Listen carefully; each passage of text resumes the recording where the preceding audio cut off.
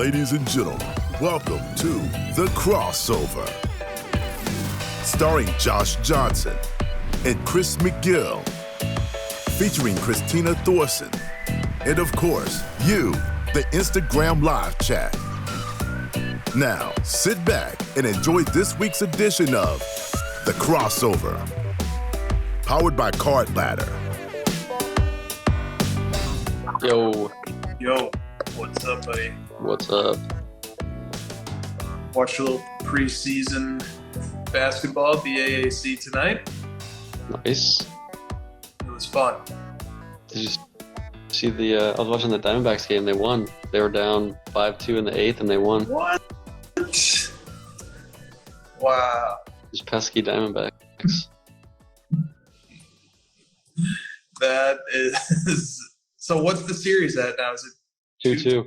Yeah, this morning I was listening to Bill Simmons' podcast, and he was like talking about who the Phillies are going to play in the World Series. And I was like, I think you got to win first there, buddy boy. And I just thought of that. Like, I bet the players are using that today, and they won. nice? A little bulletin board material from the old Bill Simmons podcast? He's giving out tons of it. He's wrong like every weekend. All right, let's go. Welcome everybody to the crossover. Today is Friday, October 20th. We had a good, clean Friday the 13th show without a hitch. Always love that. Mail days. Do you have any mail days? No, but we got a question about showing some cards, so I brought other stuff. Do you want to save it for the question? Yep, we sure do, and I have that question teed up about 4th or 5th, it looks like. Do you have a mail day? No, I don't have any mail days. Christina, did you have any mail days? No. No? Okay, no mail days. And how about card letter announcements? Do we have anything to announce? No. No announcements either. All right. We have so many questions this week. It probably seems like a stupid gimmick, and I'm just like saying that every time. Hold on. Someone was on a podcast this week. Was someone on a podcast this week? Yeah, you fuckers. You always talk about when you guys are on podcasts. Well, who was She's it? right. She's right, Chris. We were on a podcast. Talk about that. We were on the Sports Card Therapist podcast today. Thank you for reminding us. And maybe somebody else was on Carlson Cards podcast? Maybe. Hateful people you are. That's a good tease for people to go to Carlson's Cards podcast. Yes, it is. All right. Now to the question. All right, from Long Island Sports Cards with the great callback, what inning is it? That's the question? That's the question. Man. Well, now that I'm this like baseball expert, I feel like I can just take this question and give you a really good answer, now that I know everything about baseball. It's the 9th inning. We're screwed. That's the problem with calling the 2nd inning is eventually it gets to the 3rd and the 4th and the 5th. And then Here we are. We're down at the bottom. We're at the end, the 9th inning. we're in the 9th inning. Yeah. Well, remember, like, people were in a different inning than businesses, which were in a different inning than cards. Mm-hmm. So, but now, all right. I guess we already touched on this. T-Time was asking about giving a small shout out to baseball because the playoffs have been awesome. But we touched on baseball already without even needing the prompting of a question. Yeah, man, cards. Mohammed, my guy, says, what is your hottest take for the NBA season? I feel like I want to take some lessons from Bill Simmons and not give out any takes. Then I can't be wrong. No take? Yeah, because it's just like, you're right, nobody cares, you're wrong, and then we just shred you. That's what we do to Simmons. Yeah. Yeah, but it's so fun. I feel like he picked the Nuggets to win the championship last year. He probably picked half a dozen teams at some point. No, he definitely was on the Nuggets bandwagon early. He was. Okay. All right. Well, I have a hot take. I love giving out spicy takes. Yeah. And this, just know that I could go full spice with this, but I'm gonna hold it back a little bit. I'm gonna moderate it a little bit. Card Shop Dad, wow, read my mind. Victor Wembanyama will be a top 5 MVP vote getter at the end of this season. That is my hot take. That is spicy. Yeah, I'm coming in hot with that. You're big. I'm coming in big hot. on these. Excited. The preseason games, yes. The preseason games, I have not been able to take my eyes off of his games. If I miss the game, I go back on League Pass and I watch all of it. Not an owner of Wemby cards, not a buyer in the hype. I'm going off of what I've watched and as a fan of basketball, I think he will get votes Here, for MVP. I got a spice then. If we're gonna go spicy, we might as well just shoot some shots. Yeah, let's go. I think the Bucks are gonna get eliminated in the first round again. Okay, let's go. I think their depth is really bad. I think Lillard's getting older. His defense is horrible. Lopez had a good year. I don't think he's due for another one. I don't know. Just a spicy take. Everyone's all excited about the Bucks. Love it. Love it. Some early Zags. Okay. 90s B-ball card says, if you could pick one, which parallel would you like to see on Brett's next series?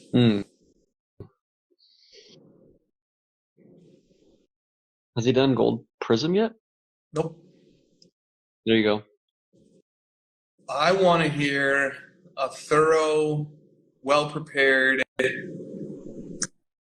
deep dive into the 1997 finest gold embossed refractor numbered to 74.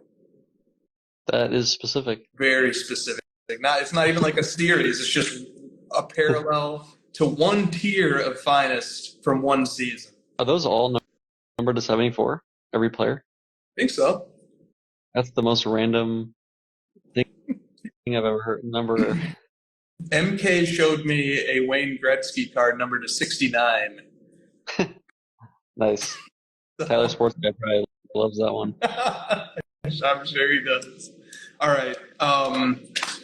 Like I was trying to say earlier, I'm going to try and go through questions quicker tonight because we have on. Okay, here's the question from JPZI Dane 1. No idea if I pronounced it right. Sorry if I didn't. It would be cool to talk about some of the cards that are in your collection, especially ones that mean a lot to you. Do you have something?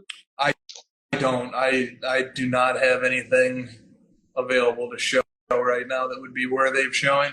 You said you were going to pick out some of your best ones. Let's see what I can find here in my stack. Okay. Well, look, I mean, we like to represent, like we said in our show title last week, we like to represent everything. Okay. I see you, Steve. So this is a 2022 Prism Josh Minot Purple Choice PSA 8, numbered to 20. I would not have guessed that would be what you showed.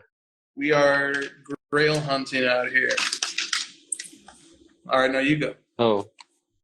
Well, I don't know if I can top that, but I'm going to try my best. It's gonna be tough. I'm going to turn the camera around. I'm just going to be honest. My card is better than that one. We'll see. I'm trying to show stuff that maybe I haven't in a while. 2007 Topps Chrome X-Fractor. Oh, nice. PSA 10. These are numbered to 50, and the pop on this one is 2. That's awesome, dude. That's a really those Topps Chrome Blacks are beautiful. Yeah, this is the 1 year they didn't do gold, so I have this in its stead. Nice. This is Kevin Durant's rookie year. I don't know why they didn't do a gold for that one. I heard that it doesn't matter what rookie year a card comes from. That's not a relevant factor whatsoever. Who told you that? Did MK tell you that? No. Although MK probably agrees. I think I heard that on the PWCC watch party last night when they were discussing the 2018 Prism Gold LeBron, and they said Does it matter? it doesn't matter that. So it doesn't matter that that's Kevin Durant's rookie year, So Josh. I should just not. I'm not even allowed to say that anymore. That's like not a fact I can say. You are not allowed to bring that up anymore. Okay, I have another card. That's troubling for me because I have nothing even to say about my next card. All right. Okay, well, I'll give you some time to think. I am going LeBron for LeBron, and I'm not saying this quite matches yours, but I don't know. I'll leave it up to the audience. This is the 2018 Prism Fireworks Hyper LeBron PSA 10. That is nice. So the Hyper Parallel is, I believe it was hobby exclusive. And, a LeBron pose fireworks. Don't you have a black of Luca? Not from 2018, from 2019. And I recently got the Jokic to pair with it, too. That's the rookie year. Nope. Sorry. Nobody played that year. We cannot bring that up. This next card has some like good rookie players from that year, so I can't say it. All right, well, try your best. All right, well, I think it's Brandon Jennings' rookie year. No, you know what? No, it's not. 2009 exquisite number pieces, 23, 1 of 23. Nope. Is that relevant? Can I tell you the serial number, or is that? I don't know. I don't. I'm pretty sure you can only do the serial number if it's jersey match. I think that's what like sets it over the top. Right. I really take it seriously when other people make rules for me on my sports cards. So you're right. You're right. That's so sick. That's a great one, man. That autograph is blue as the ocean.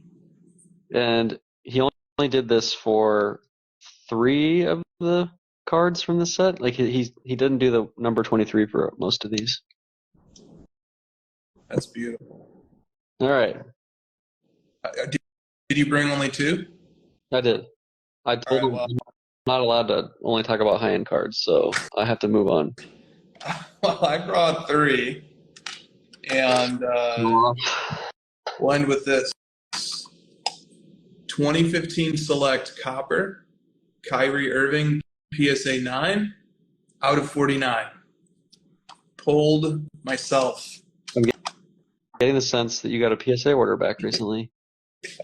Yeah, one of my junk orders. The cards I'm showing are the cards that were deemed so junky that they're not currently worth putting on eBay. What does that mean? You just like throw them away? No. That means I pile them high, like this. And you trade him a Coleman. And then I DM Coleman. Please ignore my chewed toothpick. You're a toothpicker, huh? Yeah, some have said that. All right, we're doing so good. Rolling through these questions. Let's go. Yeah, I just got distracted by these beautiful cards. All right.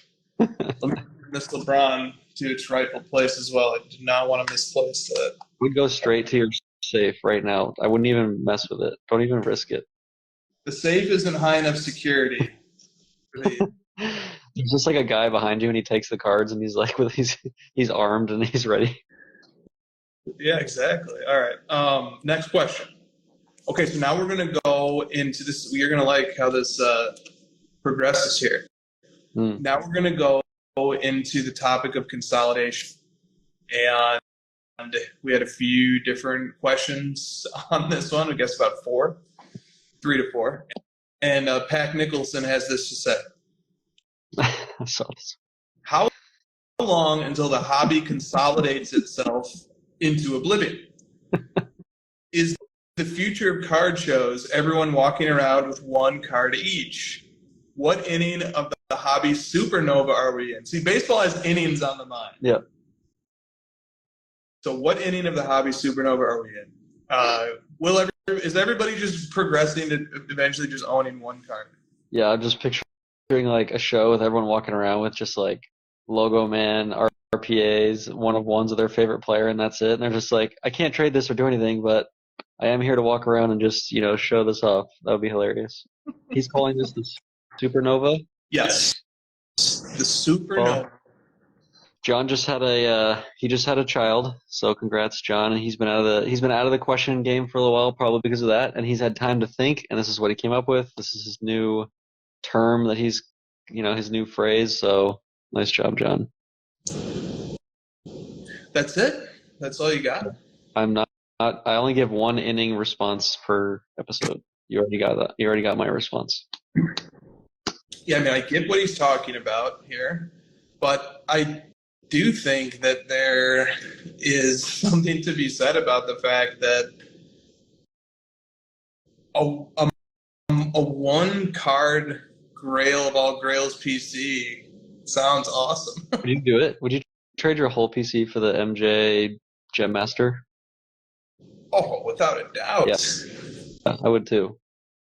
That's like the funny part, the absurdity of this question that Pac Nicholson is scratching at, because it's true that a lot of these consolidation movements, if they were able to be fully realized, would end up in a world like that. Mm-hmm. All right, Collectogram says, has anyone ever consolidated Michael Jordan cards into an ultra modern Grail? So the reverse consolidation, in other words. I don't know that I've seen that one play out before. Maybe from like flipper guys that move through Jordan for a week and then move out. It must have happened. The poll result was like surprisingly 50-50. Oh, I know, Rodman. Yes, Rodman consolidated some Jordan Grails into messy Grails. Yes, that would be modern. Yes, it would. All right. Kevin M. Cormier comes with an edge. This is a thoughtful one. The thoughtful one, but he's got some spice. Yes. He says, so much of the hobby conversation in the last year has consolidated around the mantra PMGs, rubies, and credentials, while implicitly or sometimes explicitly designating those not in the space as less than, despite many collectors having neither the interest or the bankroll to participate. So take this moment and defend the card monoculture to which you aspire. So he's saying we put too much emphasis on the best cards. yeah, that's fair. That's a rephrasing of what he said, but and he wants us to defend that, or he wants us to defend what? Yes. So he's saying, and I mean, this is a testament, I think, in parts to the hobby's love of the great parallels, and a testament in part to the presence and the audience of Stacking Slabs. And, I think these parallel series are going to continue coming for a while. And so, it's provoking people and making people think about their own collections and about how this impacts them. And, I think that's happening. So this question is sort of like, look, PMGs, rubies, and credentials, I mean, those are 3 of the great parallels of the 90s. Those also are 3 series that have recently come out as part of the Stacking Slab series on parallels, with rubies being the one that came out today with Spur fan at Tech, John. And so, the sentiment here is like, one, is somebody not as great of a collector if they're not actively pursuing and acquiring the PMGs, the rubies, and the credentials? Yeah, seems like it's going to be the topic of the night, or that's just like the sense I'm getting. And I don't know where it came from, because we've been posting the high end stuff, the stuff we're interested in for a while, and now all of a sudden, I'm not sure if people are getting offended or what's going on, but just like as someone in the space who has eyes and like knows what's out there, like I just gravitate towards the best. It's just like, I think that's just kind of human nature. When I watched that Watch interview with John Mayer and Ed Sheeran. As an outsider or someone that doesn't understand it, my question is like, what are these the best ones? Like, I want to see the best first. So I just want to like learn, and this is how I'd be exposed to it. And it's like when I want to watch basketball, I want to watch the NBA. You know, I don't want to watch rec league. You know, middle-aged men. I'd rather just show me the best of the best. But when it comes to actual individual collecting and like your budget, that's just not possible, right? It's not possible to just go buy the best. So you kind of have to buy what's reasonable and realistic for yourself. And we've just always kind of been of the mindset that like over time, if you really stick with it and you have the goal to get the best of the best, and that might not be your goal, and that's fine. But if you do, we've always said like, I think you can get there. You know, you can get to it if with enough time and energy and effort over years and years of working at it. You can. We didn't have the best cards when we first started, and our goal was to move up and get some of those best cards. So, you know, I don't know. This is a weird topic. Yeah, it is, and I still don't have the best cards. I have better cards than I had when I started, but not a day goes by where I don't think about or look at my PC and just feel like it's complete trash. So, you know, the feeling of inadequacy is not dependent upon the reality of the collection. The feeling of inadequacy is a personality trait that I have. Yeah. So no matter what my collection was, I'm always going to be imagining how much better it could be. They call that hashtag grind, my friend. You're just a grinder. That's what it is. Yes. This is what motivates me to wake up and get money. You jump in your cold tub and you just get the grind in early. Yeah.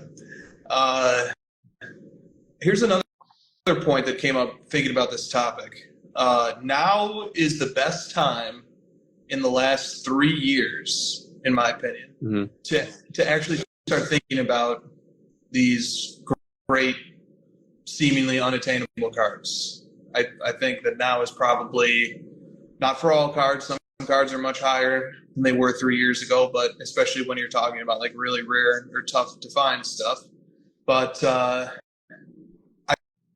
think as prices come down, and we saw a lot of prices come down last night in some of the big auctions that ended, as prices keep on coming down, cash.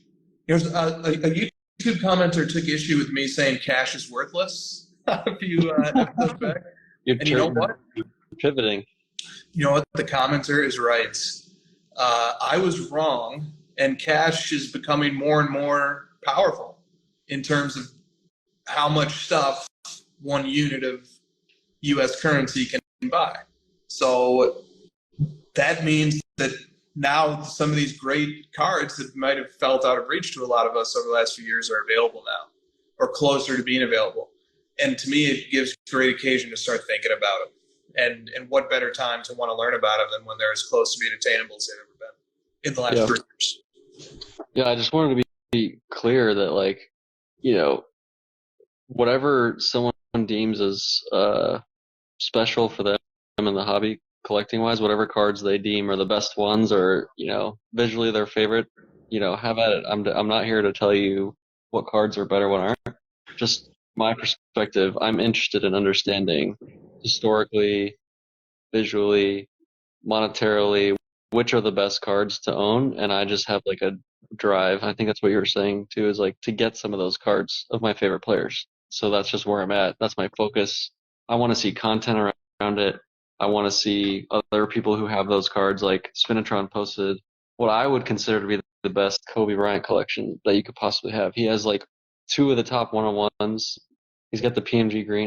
Like I, as a 90s collector of someone else, like I would aspire to have all those cards of my favorite player as well.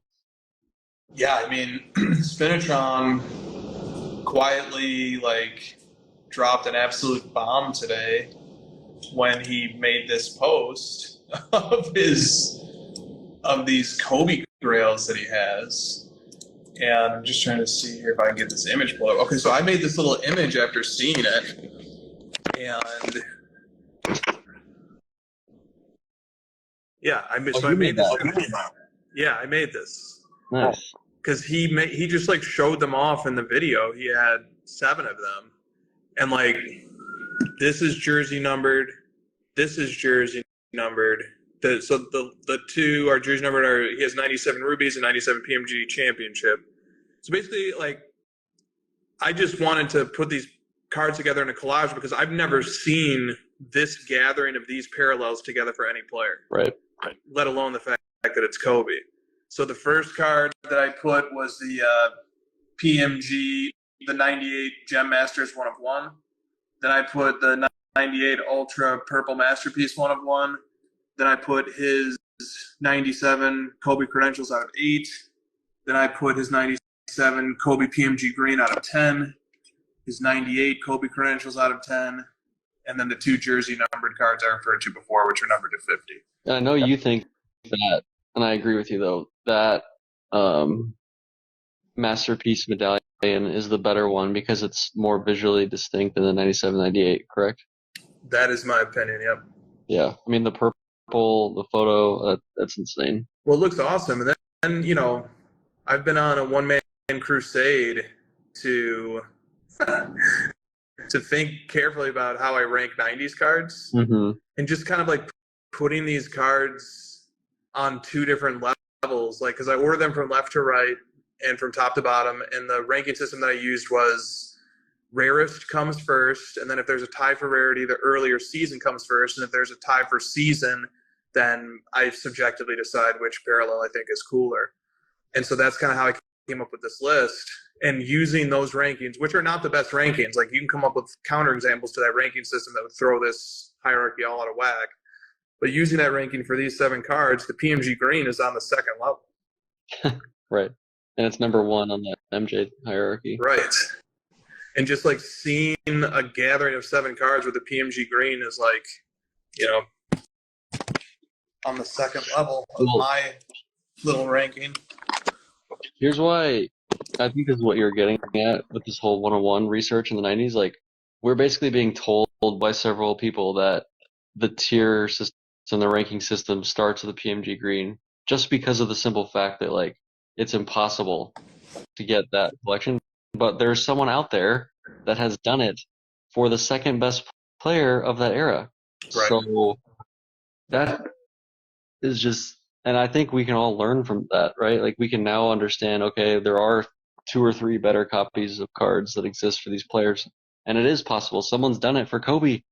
So it kind of like recalibrates the ranking system a bit.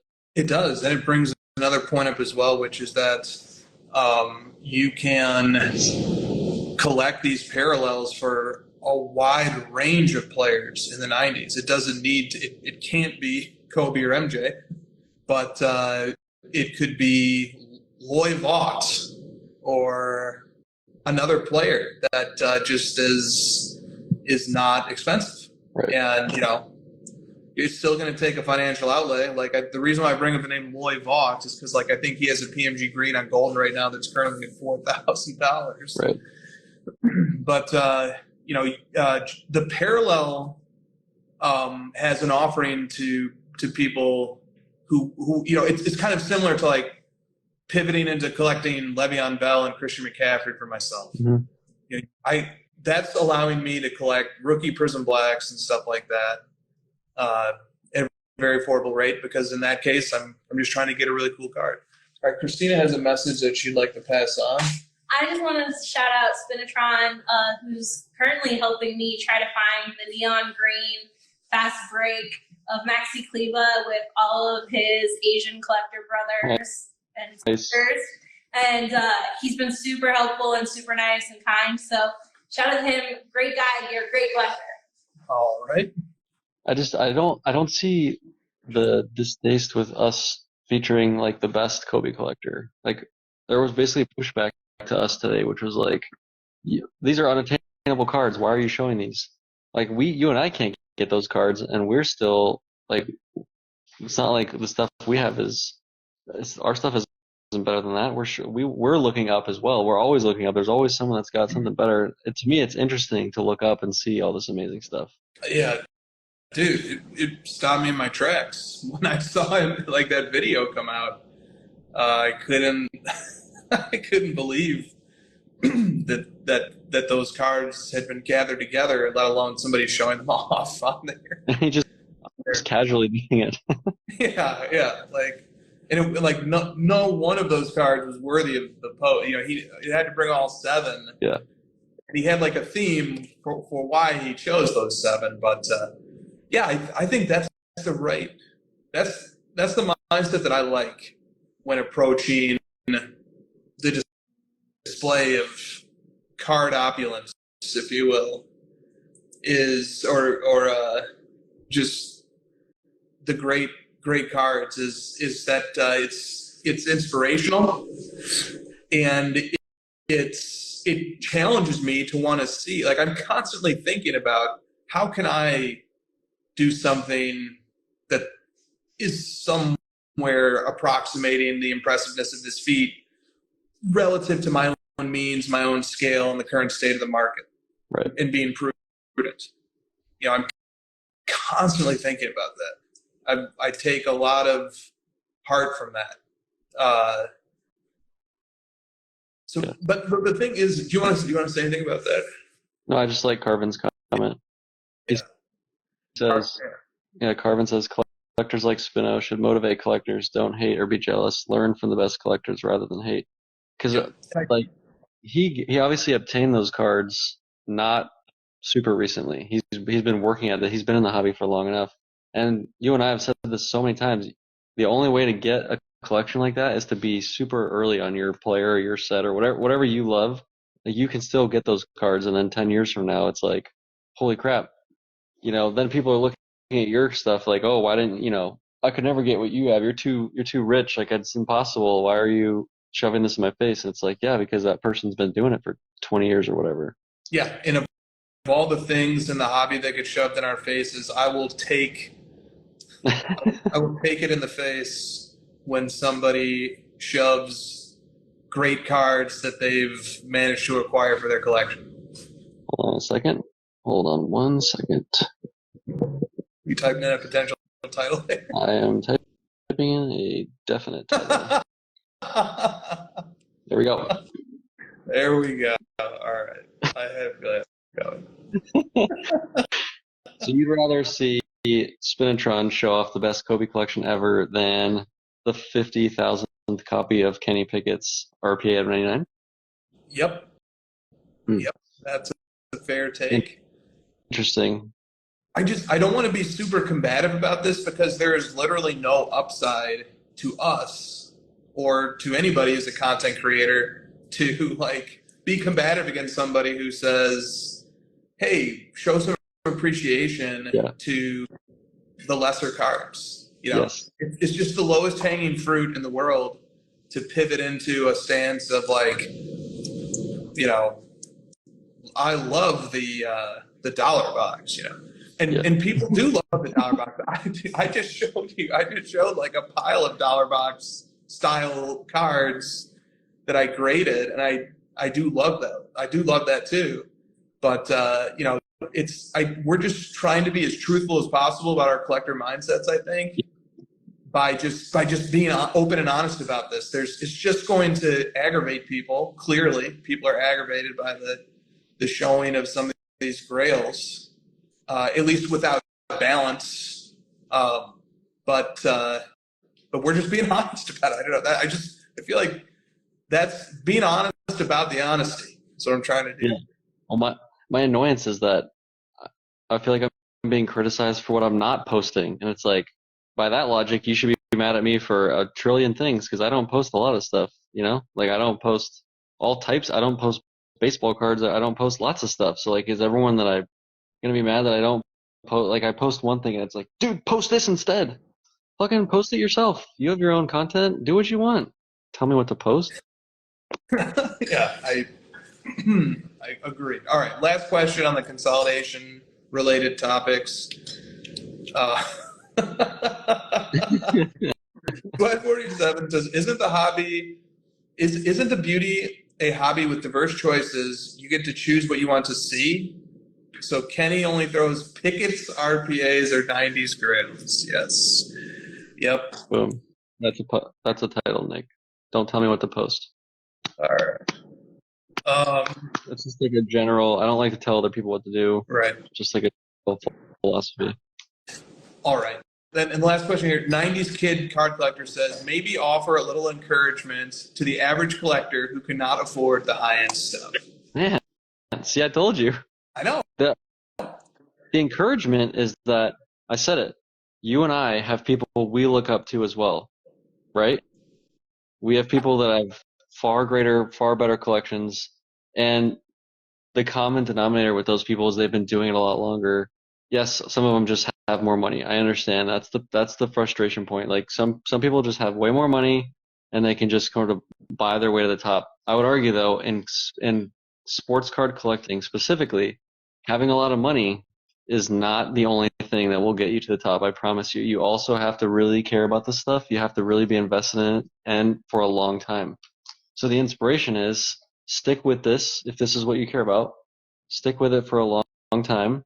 Have some patience and build something that you can be proud of for a long time. Don't just see this like NFT crap and think, oh, I can just do this, buy it, and a month later I'm rich. That's not reality. It's really more of a long-term thing, and that's really where my focus is at. Right on. And with that said, though, like, what are the words of encouragement for somebody who, like the question says, is an average collector? And what I said does not apply? It does apply. It does apply. Okay. I guess I'm more like trying to buy myself some time to figure out an answer for this question. This is your turn. Oh, Give me a better answer is what you just told me. Your turn. I can't. I don't have a better answer. I think, people collect in lots of different ways, right? But for me, even from day one, it was always trying to get cards that got the blood flowing, if we can put it that way. So, but Christina and I collect in all types of ways. We have sets of 2015 Donruss basketball, and we like those too. So, I don't know, man.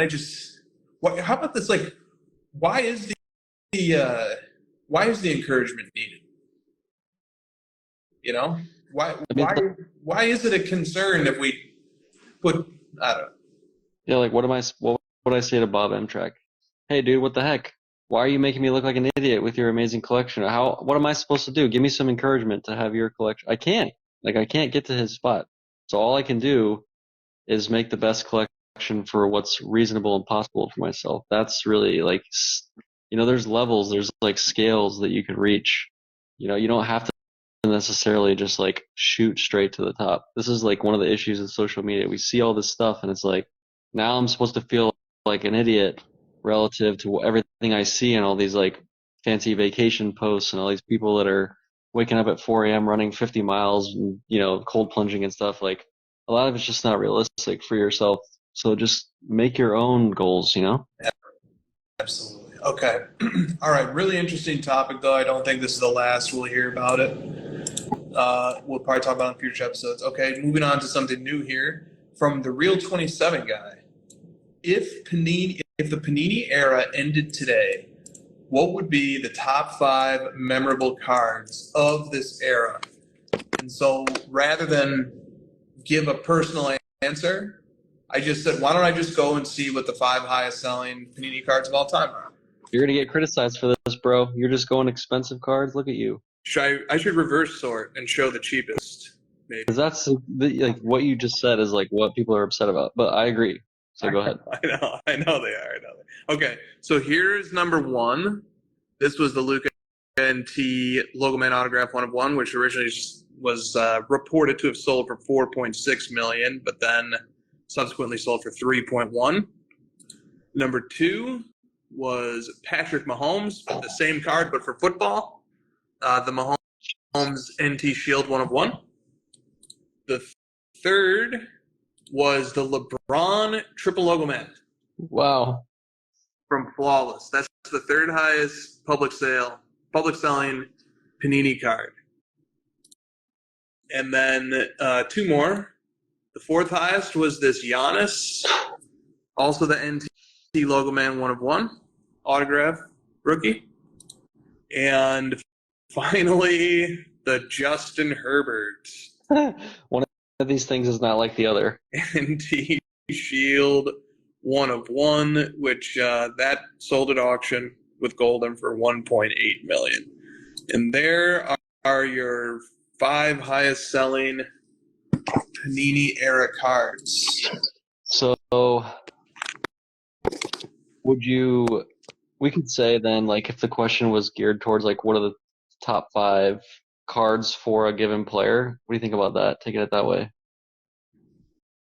So instead, be like, what are Patrick Mahomes' 5 best cards, basically? Yeah. Yeah, it makes a lot of sense. I mean, they're different for different years, though. And they different players, because different players don't have the same card. They don't. But that's right. I look at it and I say, before we get to that, these cards have a ton of things in common. So 4 of the 5 are horizontal, which was shocking when I actually looked at them and I found that commonality. Only 1 of the 5 highest selling Panini cards was vertical. Also, disclaimer, this doesn't mean that these are the 5 most Panini cards. This just means that these are the 5 cards that have recorded the highest publicly disclosed sale. Yeah, the Currys would probably sell for more. Yep, for sure. And then I think there were no Prism Blacks. There were no Optic Gold vinyls. There were nothing except 4 NTs and a flawless. And then the 4 NTs were all Logo Man autographs or Shield autographs and all rookies. And then the flawless LeBron triple was the 1 non-rookie and the 1 non-NT. And then obviously they all also were 1 of 1s. And they all look similar. They all have this like cream colored or this white, off-white background. And they have a cropped image of the player. And they sort of all have this like professional looking like blue color to them. Sort of. I don't know if that makes any sense. Maybe that's just like it's like the platinum theme, like the platinum blue that shows up on these, at least on the football ones. And so I think I don't know. Yeah, those are some of the things I noticed, and that surprised me honestly, because that's not really. I don't hold the NT Logo Man or the NT Shield quite in the same esteem, or the flawless Logo Man or Shield, but those, that was the clear top 5. They were all that. So yeah, I feel like we're gonna come out of this Panini era remembering the Shield auto, Logo Man auto rookies, the triple Logo Mans, and then like the Prism Blacks. yeah.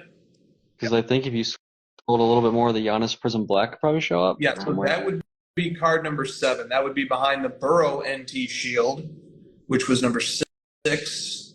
And then the Giannis Prism Black Mosaic would come in number 7, and the Herbert Prism Black Finite comes in as card number 8. Yeah.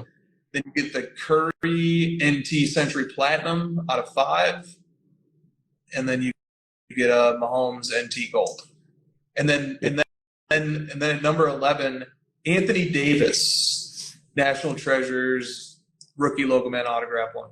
It almost turns into, except that's why I said I made the Herbert joke, but it's kind of turning into this like ranking system of the players, like whose best card sells for the most, and they each get 1 card. Giannis has 2, but like they're just like their best card one after the other. Right. Exactly. So it's the era will kind of be remembered for like the rookies that come out of it, and your best 1 of 1 rookie cards, the Logo Man autos, the Prism Blacks. So that's how I'm going to remember, at least when we're talking about the best. For sure. Okay, Carlson Cards, totally zigzagging here. Carlson Cards says, with an unlimited budget and talent.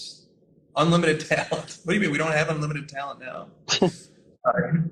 We do not. That's a fact. He says, We won 11-0. What's that? We won that basketball game 11-0. That's right. He says, what would your dream collector content look like with unlimited budget and unlimited talents? Pause. Time out. She gestured the timeout as well. She went like this. Time out. Why would we be giving ideas away for free on what already exists as the best content in the hobby? This is not the best content in the hobby. It is in my book. In our hearts, it is. In my heart. But I think Josh still wants to answer anyway. I posted it, the watch thing. I mean, that I liked that. I don't care about watches. I know nothing about watches, and I watched that whole freaking thing. No pun intended. Talk a little bit about why you like that so much. Because it just was like hyper focused and on the watches themselves, and like why he had those watches, why they were special to him, and then they moved to this super high quality like visual panning of each item one at a time as he talked about them. I just liked it. I thought it was interesting. I learned a little bit about the watch game that I didn't understand before. I learned why certain ones were more valuable than others, why he liked certain ones more. It was just interesting to me. And I feel that video had like 1 million views, so I would assume that as someone not in that industry, I was thinking about what's the first thing someone would see in sports cards, and it would be complete trash content. It just would. It would be some like investor gambling crap, breaking or whatever. And the first thing I saw as not in watches was that, and I thought, man, it would be cool if the first thing people saw was something like that for cards. And it doesn't necessarily have to be monster celebrities. That's probably why I saw it, because it was two famous people. But to see the two famous people at least giving a shit about their collections mattered to me. Right on. Okay. Thank you for the card, Carlson, and for having a great guest on this week. So all he needs to do is get Ed Sheeran and John Mayer in his videos, and then he can use that idea himself. There you go. All right. Mad City Collector says, if someone unsolicited asks to let them know if you ever decide to sell a card that you have posted is not for sale and not for trade, does that make you want to keep the card more? Does it make you want to keep it less? Or does it not change the way you feel about the card at all? It makes me take a note of it, because I never know what's going to change in the future, whether I might want to sell a card to get something better in the future. So it's nice to know. I think it's useful information. I jot it down mentally.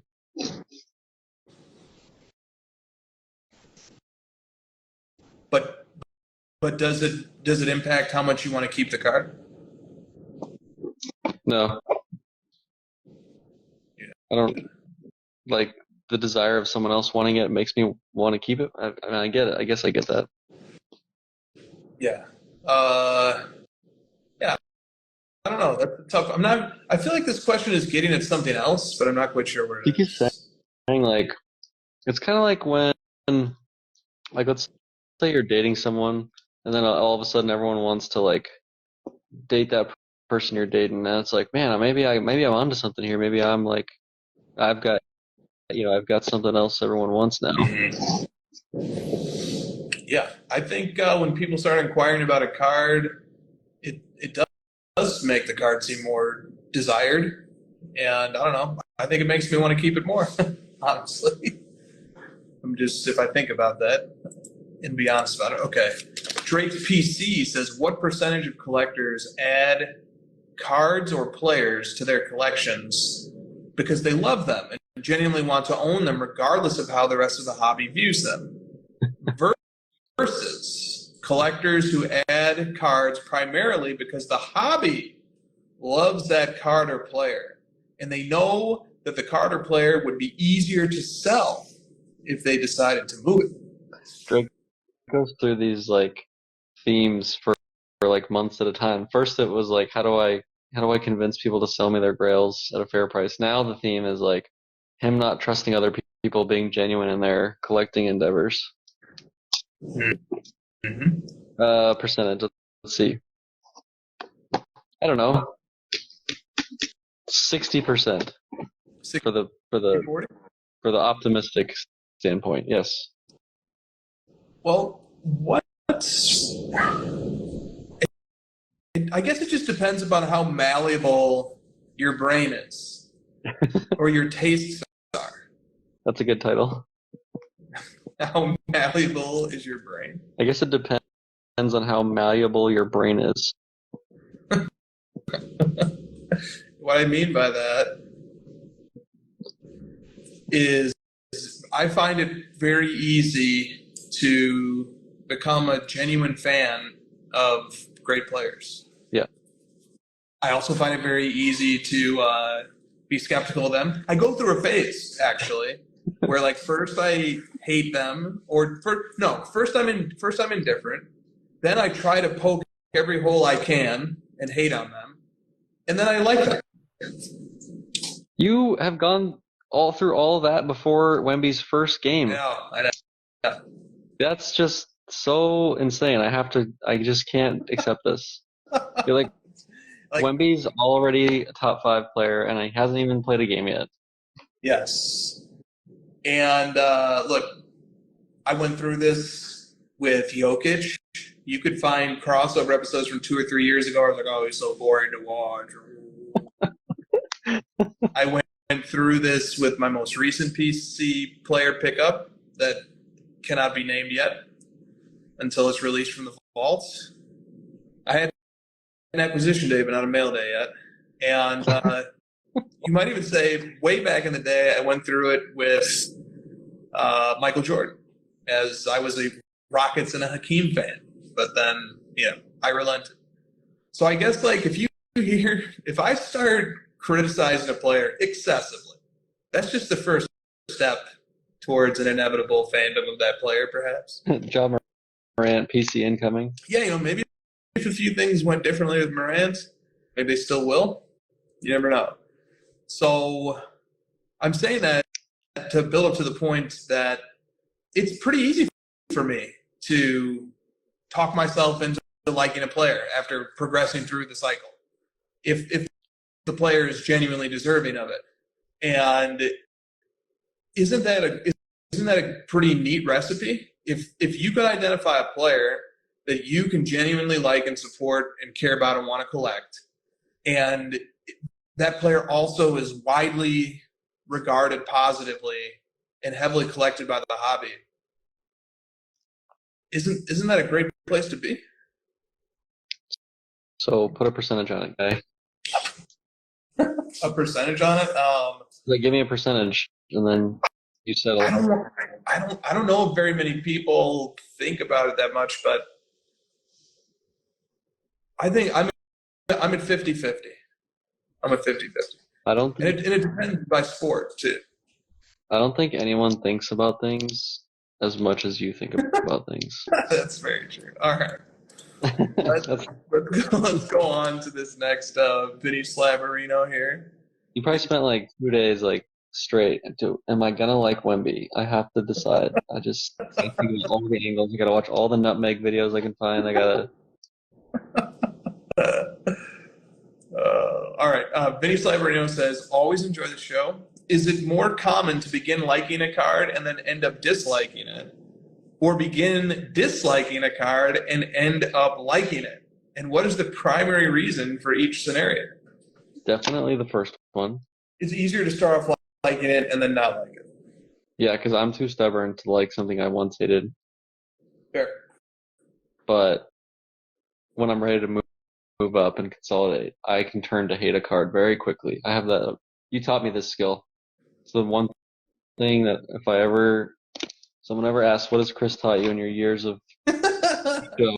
It's that when you sell a card, you're getting ready, a player gets traded from your team or whatever, you got to start hating them. You got to find their flaws. You got to go at it right away. Yes. Yep.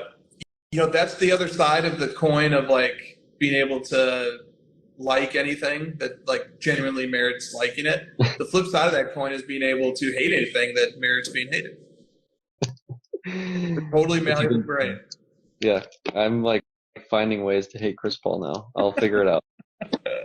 Oh, I don't think it's going to be too hard when you see him in that Warriors uniform passing Steph Curry and Klay Thompson the ball. All the times I stuck up for him, like, you know, being a dirty player, no more. Now he's just a dirty player. Every time he does that stupid, you know, he does like the swing through move to draw the foul. I used to love it. Now I'm going to hate that thing. Nice. Okay, well, I'm looking forward to this chapter. Okay, so one thing I think about here with this question is I'm the opposite of you on this one, a little bit anyway. You know, like cliches are funny because there's like a cliche that contradicts every cliche. And one of the cliches that exists is that absence makes the heart grow fonder. So when something is away, you like it more. But then there's an opposite cliche to the effect of like the more time you spend with something, the more you like it. I forgot what that cliche is. I should have written it down as I was thinking. But there is a cliche to that effect. And I'm more like the second cliche. We were opening Optic tendies the other day, and I was like, man, these are nice, you know? And I'm just like, I know I shouldn't subject myself to this, but just like when just opening a box makes me like the cards in it more. And then the longer something's in my collection, usually the more it grows on me, the more I start to like it, the more I start to appreciate it, the more attached I get to it. Yeah, I don't know about the reasons. Okay. I was waiting for that to pivot into something about Christina and how you're with her every day, but you missed it. It was there for you, but you blew it. Oh, no. Well, there'll be other tries here. All right. Nick Did I mention she was on Carlson Cards? Okay. No, we were on a podcast. That's right. Nick's Basketball PC says, how good does it feel to finish a set or a chase card and get to delete the saved search?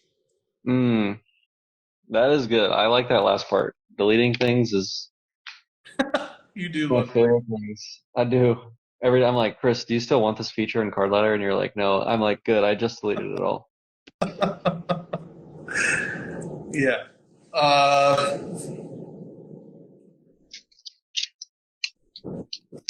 I hate completing something.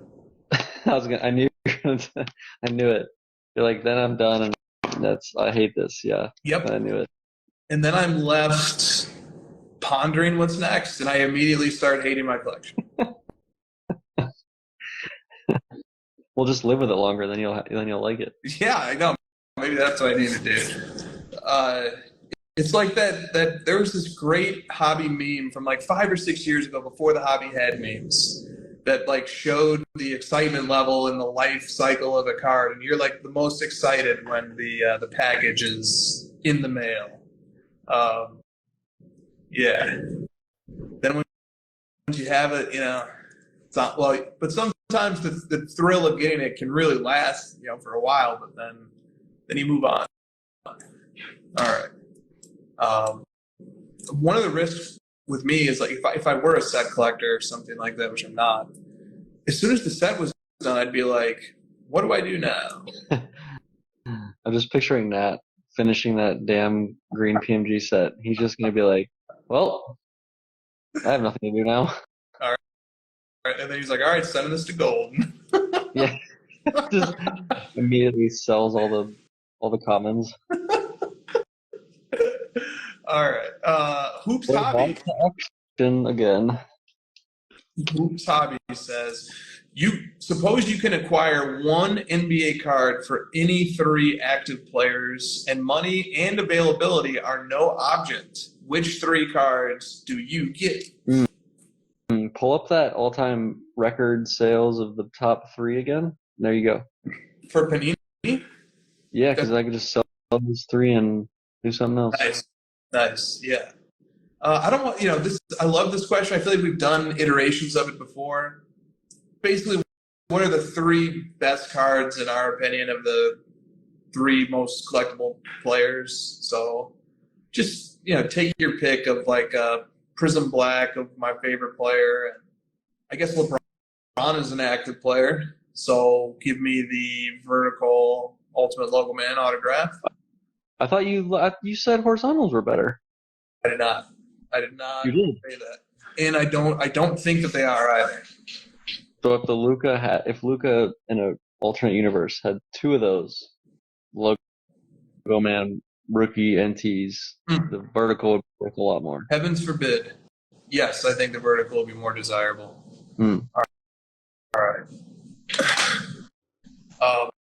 Although the rise in popularity of the sideways slab, the horizontal slab, that could be around the corner. All right.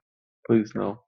Cardboard Insights says a topic was briefly touched on last week about flippers making money, or rather not making money in the hobby. This is a good one. While I think it is definitely true that money has been made, part of me has felt for years that there is a contingent of people who are taking loss after loss when they factor in their time, packing supplies, marketplace fees, taxes, etc. And they don't even realize it. What percentage of flippers fall into this category? Does this contingent of flippers just like being involved in cards because it is now a cool thing? If someone only wants to make money and is making, let's say, approximately $5,000 in cards, do they realize that a short conversation with their boss asking for a raise could net them the same amount and take 100% less time? Well, if we're just looking at this realistically, given that the market has come down whatever percent in the last 3 years, yes, the majority have definitely lost money. And with that he's pointed out, a lot of that extra money has gone to the fees, the taxes, the government, the businesses in the hobby, the auction houses. It's true. It was on Rob's podcast. You were like talking about how it's been a little bit painful for you selling just because you've had to come to terms with like you're taking a loss in some that you wouldn't have wanted to otherwise, and then you're just getting it on the other end. You're just getting crushed on these like eBay fees and shipping and your time to drive to the post office. It's true. And also, I don't remember if you said this last week, but you were pointing out like, do people even know that they're taking losses because they maybe bought the card 2 years ago and then they just sort of forgot and they've been flipping other things and they sell it and they have new cash come in, so they're not really paying attention. But if they look back at their purchase price, they'll go, oh crap, I actually lost a lot of money on that one. Yeah, I love the feistiness of this comment.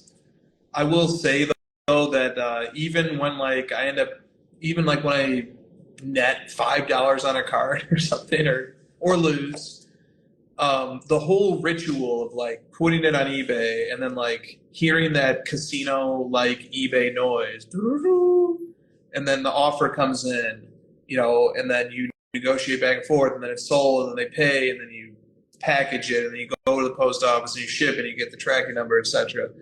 There is something really nice about that ritual that I've always liked from day one of the hobby, and it is valuable above and beyond the money that you make out of it. There's something enjoyable about the process itself. Yeah, I think he's also getting at it would be difficult if this was your source of income, like your primary source of income, because it's like day trading stocks, like it sounds fun in theory, you're your own boss, you're an entrepreneur, but like if there's a bad year in stocks, you're kind of screwed, whereas if you have a real job, at least you have a steady, consistent income. And I've been on that train for a while where I think it would be probably better if the hobby, sports cards were not your primary source of income and it was more just like a recreational hobby on the side. And if you made money from it as a quote unquote investment, that would be just like a nice bonus. For sure. Kind of feel like that was what he was getting at. Yeah, it's obviously a valid point.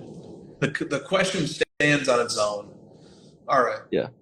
Neil Sports Cards says, personally, when I buy a rare PC card, my intention is a 25-year hold. I'm 39, and I would be by retirement age by then. So I try to focus on cards that will be very difficult to obtain years down the road. If I sell, I only sell to level up into a card that better fits my intention. For me, my cards are legacy cards that I plan to leave to my children, nephews, and nieces. Does anybody else view their collection this way? I always like thinking about it that way. It's an interesting way to think about it. Like 25. We've only been collecting for what is it, like 7 or 8 years now. 25 is like 4 times that. It's a really wide horizon. It's interesting to think about like what cards, if you really had to like sit down and do the thought exercise of what cards that I own today do I feel like would be still, I would still want to own them 25 years from now. I feel like that list is smaller than what I have. It's interesting. Very.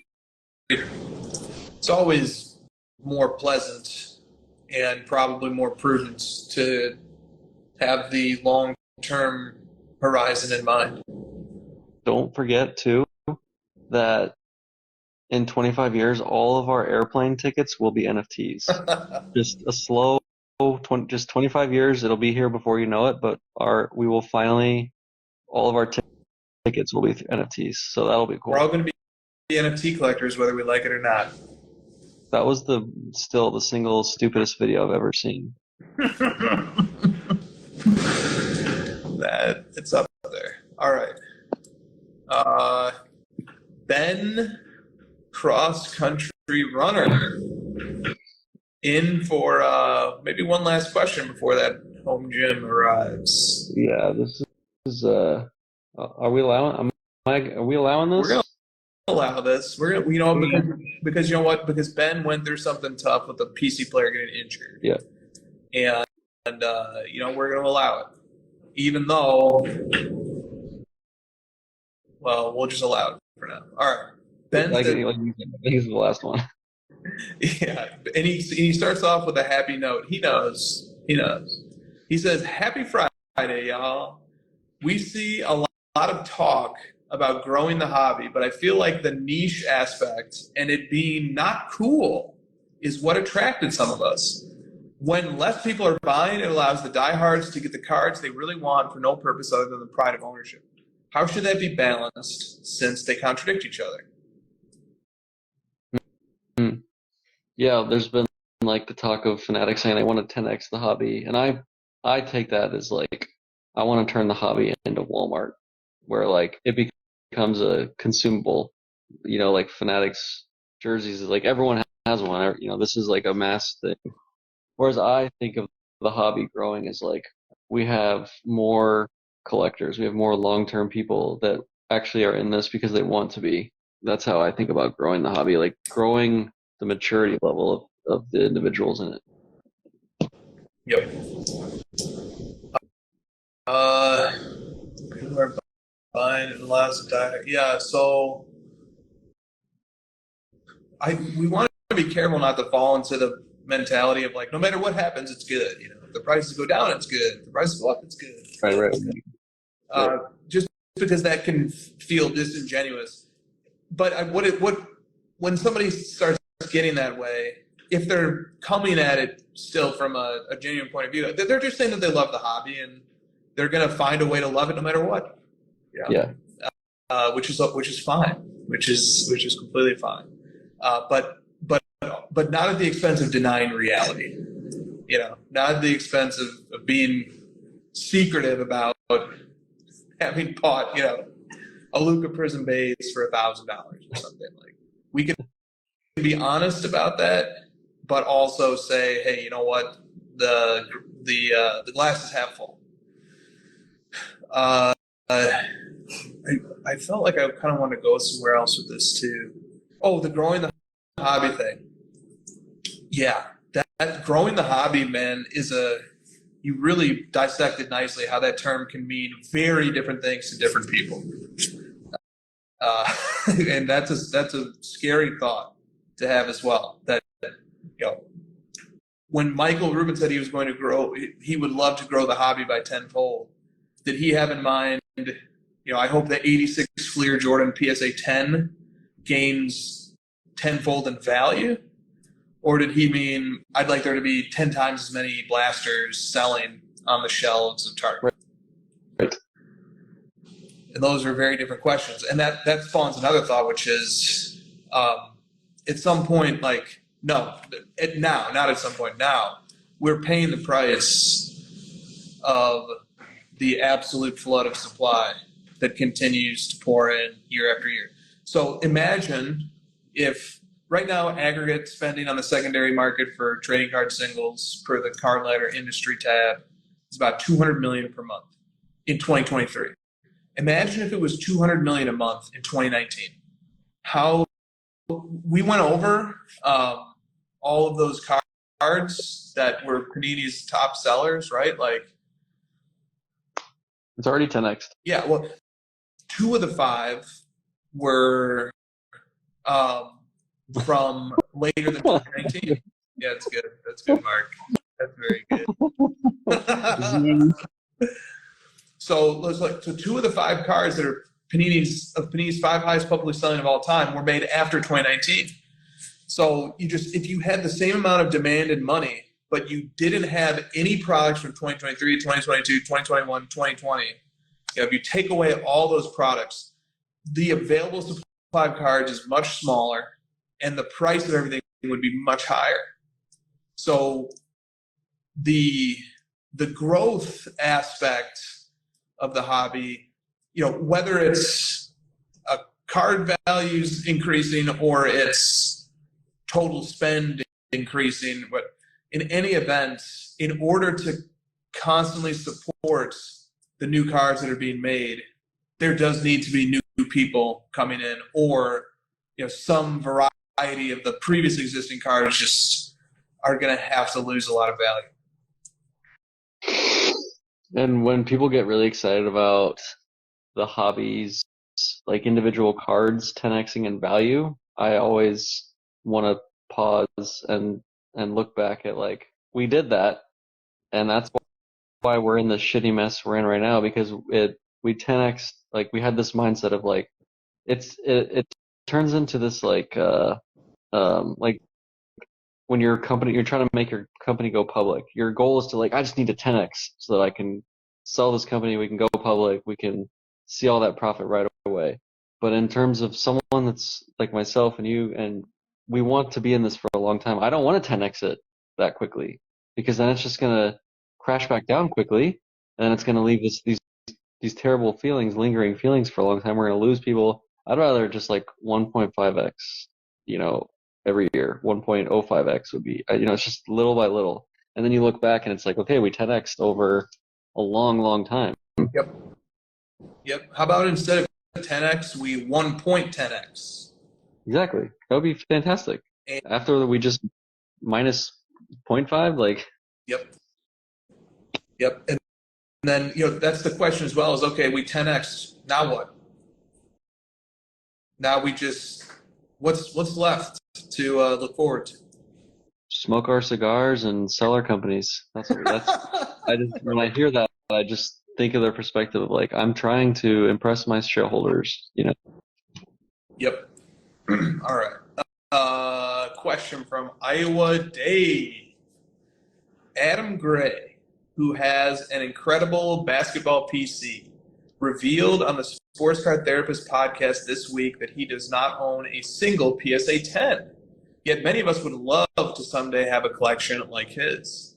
Without getting too much into a buy the card, not the grade discussion, do you think there's a point where the value of a card's scarcity overtakes the value of its grade, where merely getting to own the card trumps the desire to own the highest graded version of the card? And conversely, is there a point where a card is so common, like the Lucas Silver Prism, that the only way to make it special or worth owning is to get it in a PSA 10? Thanks, would love your thoughts. All those cards you showed, the top 5 Panini cards, none of those were PSA 10s, right? They were not. I don't even remember the grades on any of them. It was so irrelevant. Correct. Yeah, it usually becomes like this, like the two intersect eventually, like, rarity trumps the grade, but you'd still, like, ideally have the top of both. So I still don't like this conversation around, like, I don't care about the grade, don't show me at all. You definitely care. Like, a PSA 10 Superfractor is going to outsell a PSA 9 Superfractor. It's reality. Right. So Yeah, it is. ideal to have both. Yeah, You know? I feel like we've gone over this a few different times, and the thought always occurs to me that, like, what is a grade? A grade is supposed to be a representation or a shorthand for the card's condition. So, if a card is in a high grade, that's supposed to be a proxy for saying the card is in a good condition. And all else equal, a card in good condition, in most scenarios, I think, is preferable to a card that's not as in good of condition. Yeah. So that's why, like, even with golds, even with cards numbered to 10 or to 5 or something, there still is a grade premium for the higher graded one, right? And and then even on one of ones, there's a premium for having the higher graded one. Like, of course. Yeah, so I don't think scarcity ever overtakes the value of the grade, because I don't think condition is ever totally irrelevant. Bingo. I think condition always matters. Eye appeal. Condition is sort of a shorthand itself for eye appeal, or for what the card looks like. And if we wanted to, like, take this to its logical extreme, a card ripped in half is not as good as a whole card that's nicely centered and has nice edges and corners and stuff. Yeah, I like that you brought it back to that. There's way too much discussion around, like, having the 10 versus the 9, just in terms of, like, the value of difference and, like, the simple concept of a 10 being better than a 9. When in reality, it's like, no, that's because that 10 has less flaws. There's the corners are nicer, the centering is better. It's a nicer looking card. Right. And then there certainly are cards where, like, condition being the differentiating factor is more important because there's so many more. Like, to Dave's point about the Lucas Silver or a base card or something like that. In that scenario, yeah, I mean, the condition is a way to create a subset within the total pool of cards that's more desirable and that's harder to get. But I think there's plenty of people who would say they would still like to have a silver prism of a popular rookie, even if it was raw. But the point is well taken that in that situation, yeah, I mean, grade becomes incrementally more important. All right. Let's go now to a fun question. UFC Black Card says, how do I get all the NFL QB influencers out of my YouTube feed? Well, you got to read your comment, clarification, and then what he said too. Yeah, so I basically said something to the effect of, are you talking about, like, hobby influencers who are promoting specific quarterbacks in their cards, or are you talking about, like, this rapidly growing movement of, like, guys on YouTube grading quarterback performances by reviewing, like, all 22 film? Yeah. And he was like, well, I'm talking about the hobby guys. And I was like, oh, I almost wish, I do wish that you were talking about the other ones, that you were talking about the QB analysts on YouTube. He was like, well, then I'm talking about that. Maybe I did mean that. And I just love it because it was so funny to me, because it was happening, and there's one or two of the QB analyst guys that I like to watch, and it's just so funny because it's like any time almost it feels like something, like, becomes popular, starts gaining an audience online, like the influencer die gets cast, and before you know it, there's the influencers, like, penetrating the algorithms on all the social media channels and, like, cranking out either, like, reposting or just cranking out the versions and watering it down, and turn it's just so fun. It just amused me to no end that there are now influencers in the YouTube quarterback analyst community who are gaining clout by reviewing all 22 footage. Well, you've been getting that in your feed. Apparently, I have not. Yeah, well, yeah. Because you watch the real stuff, and then all of a sudden, YouTube's like, hey, he likes this. Let me start giving him the influencer versions of these. Yeah. There's nothing safe from the influencers' penetration. That's Christine? the title right there. That's the title. You're just, I mean, I don't know what's going on with you tonight. You got some eggplant on the brain or what? Hold on. What did you say? I have to get this before. I'm writing it. Got it? Okay. On the brain needs to be the title. Christina, did you have something I there? did have something. I was gonna say, talk to me like I'm 5. What's 22 footage? All 22 footage is footage of the game from a camera angle that allows you to see the full play. Yeah. Behind the quarterback. Yeah. Right? As opposed to the TV angle where you miss a lot.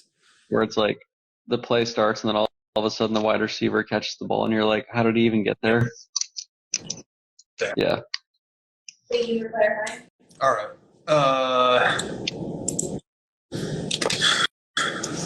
50s who are watching. Yep. Yeah. That's for the Swifties. 1956 Tops guy says, how many years do you predict it will be before you start buying vintage? It comes for everyone. My response to him in the comment is all I need to say. Yeah, what did you say exactly? I said something like, let me know when you think Exquisite is going to be considered vintage. Then that'll be the day. Yeah, so to get to the great reply, and he said this is what I expected, but to get technical for a minute, the names of eras have to be fixed. Like, we can't keep moving the goalposts of what vintage means. So we have pre-war, then we have vintage, then we have modern, then we have ultra-modern, and then we're going to need a term once like Modern. or post-ultra-modern. But once we get after ultra-modern, however long that era is deemed to last, we're going to need another term. We're going to keep up. Move it. With better names because the word vintage means like old. So like that relatively is going to change. It does, but then we need like a different permanent term. Like pre-war is good because it's like it can't move. Right. But like modern is also a moving target as well. So we need to rename them. Let's come up with. We need. You know what we need? It's like Mesozoic and like we need like dinosaur terms. Yeah, where it's just planted like this year. This window is just like planted with this weird name. That's what we need. Or like the Roman Empire and that's what we need. Right. Publius says after ultramodern comes the 10th inning. Well, famously in 2018, my first national, I was at Ryan's trade night, Card Collector 2, before his trade nights had 1 billion people. There was like 100 of us in this tiny room, and that was a flex, by the way. Nice. And we were talking, Rodman, Justin, some other guys, we were just shooting the shit, talking cards, looking at stuff, and these kids came up to us and they go, "Wow, look at those cards. Are those vintage cards?" And we were just like, "What? These 90s basketball cards are not vintage cards. Get out of here, kid." And that started the hatred for children in the hobby. We all get our start somewhere. All right.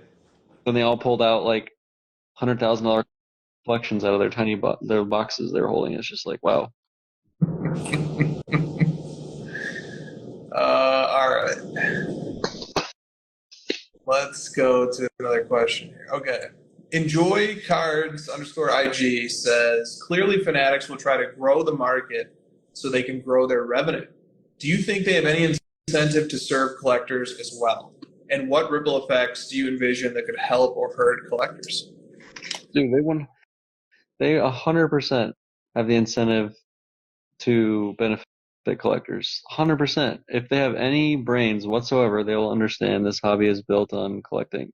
And I'm sure that they've figured that out by now. I know they have. So they definitely are going to be catering to collectors 100%. They have to. Totally agree. All right. Slenda's Sports Card says, why is, quote, pushback content being demonized? And why is it deemed to be negative? And I messaged the question asker and I said, what do you mean exactly by pushback content? And they said pushback content meaning being possibly skeptical, or you know what, I don't, I'm like blanking on this. Yeah, Tyler Sports Guy's a great example here. Content surrounding pushback towards influencers and mainstream companies controlling the hobby. It seems that it's called negative, or people who have discussed topics that go against hobby positive narratives are labeled watchdogs. Yeah. Pushback content is critical content. What was the question? What was the question exactly about it? Why is that content demonized? This is pushing back against the pushback against the pushback. I didn't want to have to say that. Thank you for doing it for me, but I think that's the question, right? Why are we pushing back the pushback of the pushback? I personally like a lot of that content because I enjoy the balance and I like to see both sides of it. Like, you know, I don't want to sit and like think that everything is perfect. And, you know, when Tyler posts stuff that I didn't know about, and he gets really upset about player warn. So it's interesting to get like his side of it. I like having both sides of it personally. And I don't even know that it's demonized, right? Like, now we're just saying like, we're getting meta. We're just saying some of the content is positive, some is negative, some of the reactions to the positive is it's, you know what I mean? Like, we could just go down this tree of. Dude, absolutely. And you know what's so interesting about pushback content or critical content is that the pushback to the pushback content, just two layers here, all right? The pushback to the pushback, or the positive people responding to the negative people being negative about their positivity. If they're being negative, then they have fallen victim to the very thing that they are avoiding. Boom. Even if they're being negative about somebody else being negative. So, like, one guy who thought this through, or maybe who just stumbled into the right answer, if, you know, the ideal type for the positive person is Gary V. Okay, and here's why. Gary V rarely goes negative against the negativity. Gary V instead, as a consistent positive philosophical outlook obligates you to do, Gary V embraces the negativity just as much as the positivity, because the positive person is logically obligated to do so. And so he'll take points of view like, you know, hey, if somebody's being negative towards you, that's just negativity that they have inside themselves. So so help that person, show that person positive affirmation. Or like, I remember when Gary V, like, somebody was antagonizing him on Twitter years ago when he was still involved in the card hobby, or much more involved, that he bought that person a ticket to come to the National. So like, the positive person can only wield the weapon of positivity and stay consistent. And what happens if they don't? What happens if the positive person retreats to negativity to combat negativity against themselves? What if they are critical of the critic?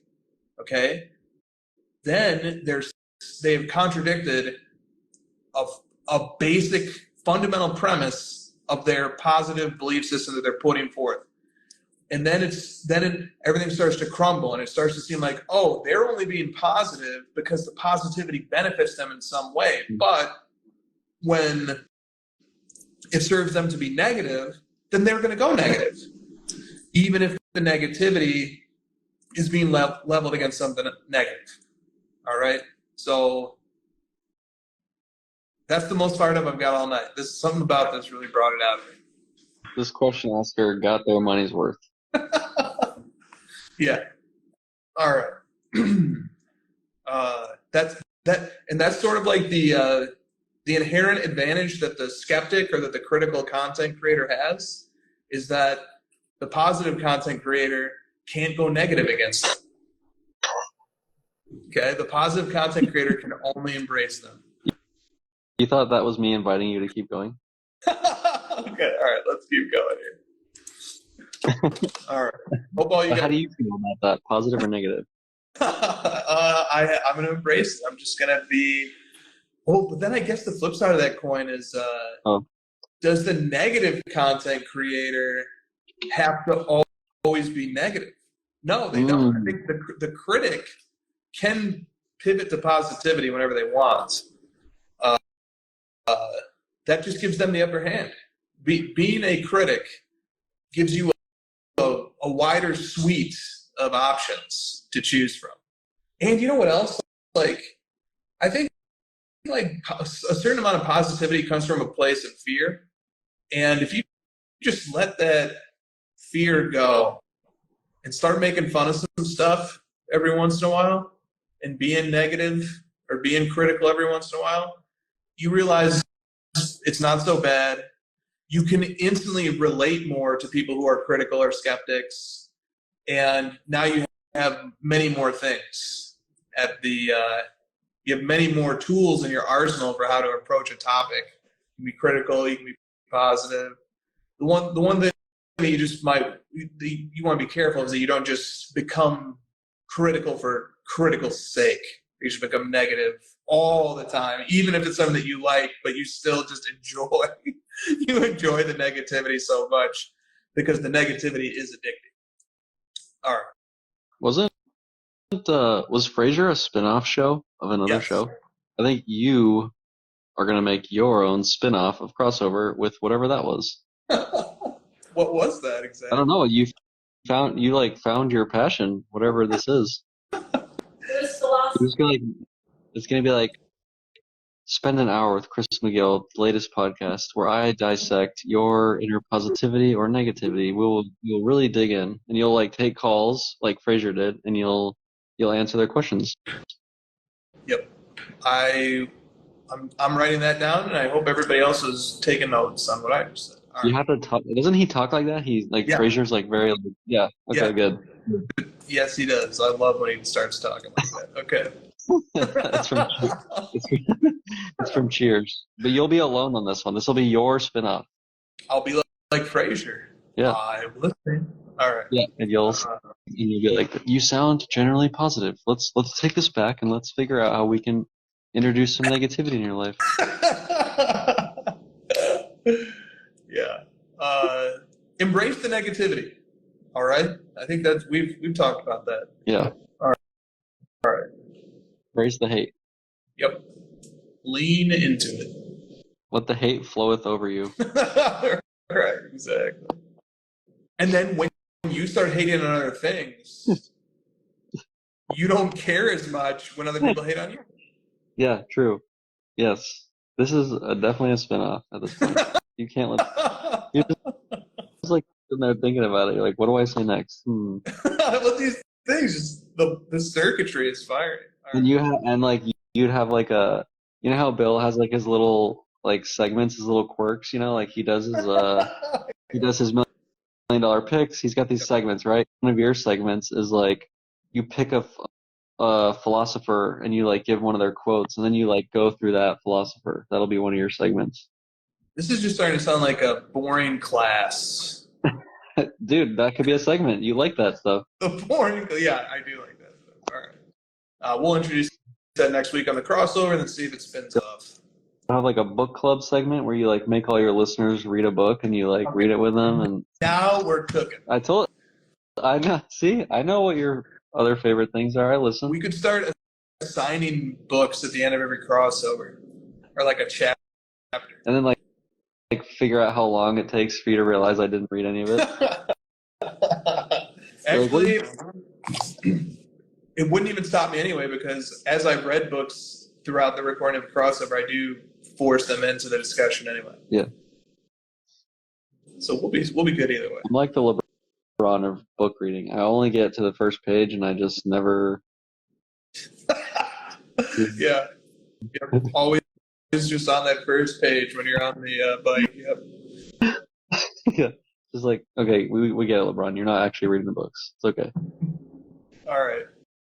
AZ Sun Card says, how much longer can they get away with overpriced blasters and mega boxes that are full of crap?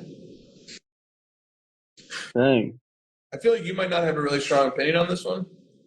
I always do like the they, like the evil person on the other side. I don't like that they do that. I am concerned about the state of blasters and megas as well.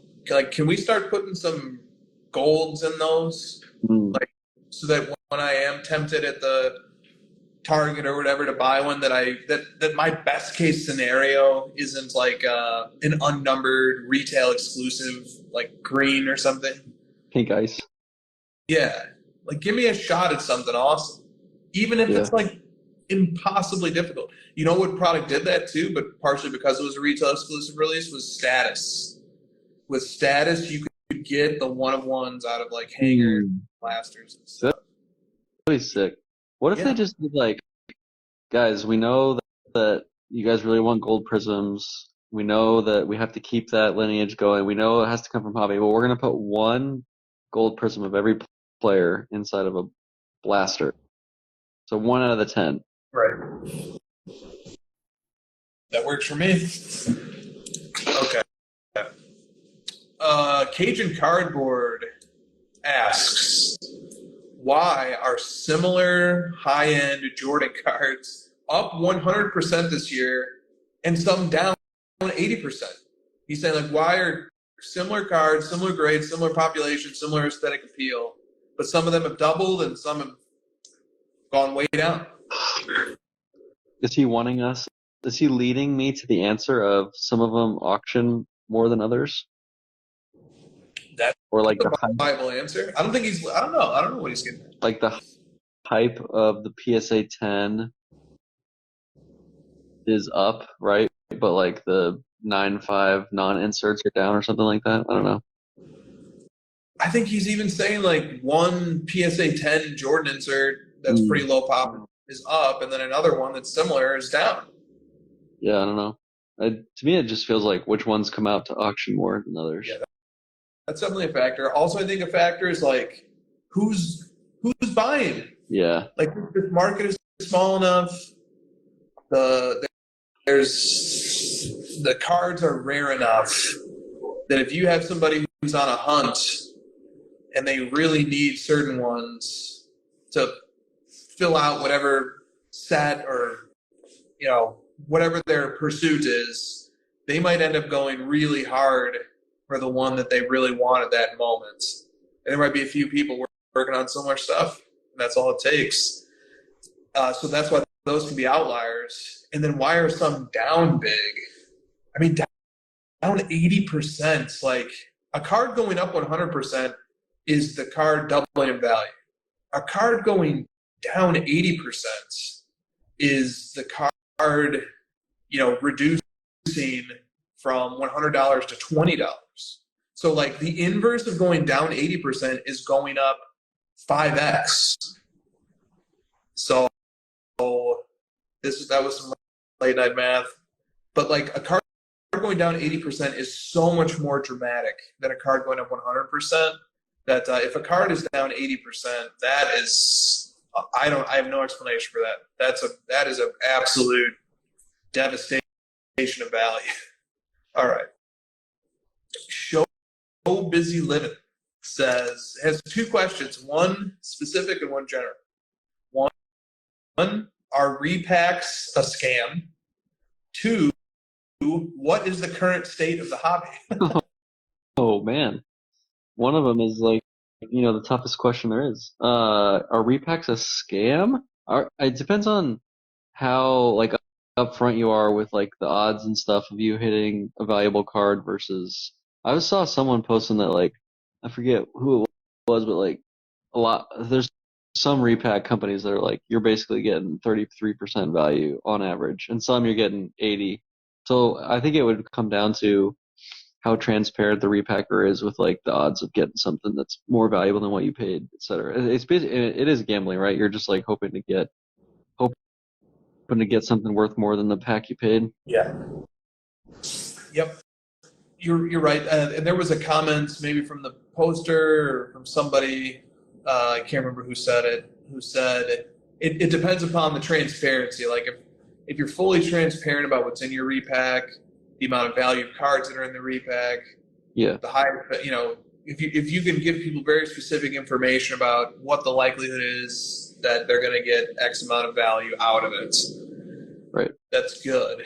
I think this one of the sources, not attributing it to the question asker, but sort of one of the sources of like a heightened level of scrutiny over repacks is sort of just this idea that maybe somebody accumulated a bunch of cards that like went down in value, but rather than sending them to auction like a man and taking those losses, they formulate them into a repack product. Yeah. And then in a clever design, in a clever business design, they're able to make money or compensate for some of the losses because they're able to sell these cards on a per capita basis, on a per card basis. They're able to sell them at a higher average price than what they would get if they sent that package to auction. So I think there's some inherent skepticism about that, about, somebody wants to liquidate a portion of their collection and they decide to do it through the medium of a repack, ostensibly because that's just going to make them more money if they can find enough people who are willing to pay the premium that they can extract by repacking it rather than just sending it to auction. What was that one thing that people used to do on Facebook groups where you couldn't sell the card for real at full value, but if you broke up and sold slots to gamble on it and you pick a random number and the winner gets the whole card and everyone else gets nothing. The Raz. It's similar to the Raz where it's like I can't quite sell this for what I want, so I'll just Raz it and divide it up and magic wand hand wave everyone that this is what it's worth. Yeah, and razzing pissed people off as well. Here's a counter. Razzing is I think it's illegal, at least in some way, shape, or form. And PayPal, or maybe not illegal. It's PayPal cracked down on it, and maybe it is illegal. I don't remember. You're not allowed to collect PayPal payments with gambling. Right. Here's a take. Stop buying repacks, and they will stop fucking making them and selling them. Yep. So. One of the funny parts about the Raz as well was the it's been years since I've like seen Razes on Facebook, but like it's D&D now. Oh my god, don't even. The seller on the Raz would have like a buyback option where the seller of the Raz would sell like 10 spots, $100 each, buy it back for 8%. But they would buy it back. They'd be like, okay, I'm going to collect this $1,000 and run this Raz, and then the winner wins the card, and they're like, hey, I'll buy this back for me for $800. Then you Raz it again. And then so they make $200. They have the card. They're paying themselves $200 to own the card. It's like auction houses. I used to laugh because like there would be a person that was responsible for like randomizing it, and you were supposed to like tip that person. It's like what? I'm supposed to this is just straight up gambling. Now I'm tipping the dealer. This is ridiculous. Oh yeah, the tipping. Think about this, Josh. If you have $1,000 card, but people will pay more to be in a Raz. And you sell 10 spots at $120 a piece. And then you get $1,200, and then you give the $200, and then you have $1,000 buyback, a standing $1,000 buyback. If the person who wins the card doesn't want the card, and the card's worth $1,000, and you have $1,000 buyback, and you're keeping the $200 on top because you get to extract the Raz premium. I mean, everybody's going to take the $1,000. Why? Can I just explain the math to you about this? Can I just light everyone's money on fire? You're just literally telling me you're taking a loss on the whole of this game. I don't understand it. Dude, I'm willingly betting at a 40% odds or whatever that math is. It's like, what are you doing? You're just losing money. And then there would be the people who would swoop in and buy 6 of the 10 spots, Still, but they're overpaying because they're going to end up. So what if they bought all 10 spots, won on one of them, and then did the buyback? They just lost. They just gave up $200. You literally win. You give up $200. Yeah. The buyback is when the Raz really just got crazy. But you know what I'm saying? If you came in and bought all the slots, you paid that person $1,200, then you win because you paid for all of them. Then he goes, I'll buy it back for $1,000. Yep. Great deal. It's like, okay, you just gave me $200 and nothing happened. I'm glad that pivoted to razzing. I haven't thought about razzes in a long time. It's D&Ds now. It's D&Ds. Here's a question for the Hobby Guinness Book of World Records. Dungeons and Dragons? D&D stands for Deal No Deal. Oh. A new selling in scare quotes method. It's a scam. I'll explain the scam to you after you're All done. right, I just have one question, which is, has a D&D Deal No Deal post ever resulted in a consummated sale? I have one. I bought one. Nice. Good. That was when I was first introduced to it. I'm writing Guinness right now to... Jordan Fatsnacks messaged me one day. He's like, hey, this just showed up. I know you probably want this. And I was like, yes, I do want that card. How do I buy it? He's like, you have to go in there and make an offer. I was like, what? What's the price? This guy's selling it, right? No, it's a D&D. What the fuck is a D&D? He's like, it means that you have to go in there, make an offer, and then he can say deal or no deal. And I said, what? I just want the goddamn card and I'll pay him money. Isn't it? I don't understand. Right. Yeah. So I go in there and I make an offer and he accepted it. It's like, great. I love this. And then I haven't seen one since. I mean, the only difference between a D&D and a best offer is that you don't even have to put a price on your D&D, right? Every time we say D&D, I just think of D's nuts. Well, I mean, how big of a geek am I? You said D&D, and I was like, why are we playing Dungeons and Dragons? Yep, you win that one. Can I explain the scam to you now? Yes, please. Here's the scam. Hello, sir.